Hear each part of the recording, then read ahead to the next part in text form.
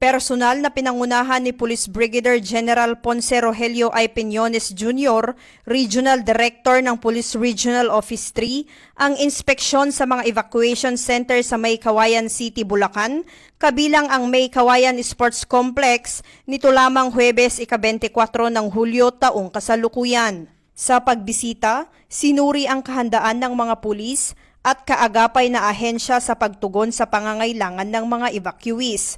Kabilang sa kanyang tiningnan ay ang seguridad, distribusyon ng pagkain at tubig at pagkakaroon ng serbisyong medikal.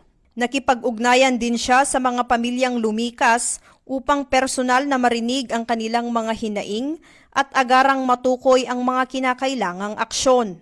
Binigyang diin ni Police Brigadier General Peñones ang kahalagahan ng disiplina at malasakit sa serbisyo at hinikayat ang mga pulis na manatiling alerto at maaasahan sa panahon ng kalamidad. Ang kanyang pagbisita ay alinsunod sa direktiba ni PNP Chief Police General Nicolas Torre III na agarang 5 minutes response na layong tiyakin ang mabilis at epektibong pagtugon sa mga sitwasyong pang-emergency. Patuloy ang Pro-3 sa pakikipag-ugnayan sa mga lokal na pamahalaan at ahensya upang mapabilis ang paghahatid ng tulong sa mga apektadong mamamayan.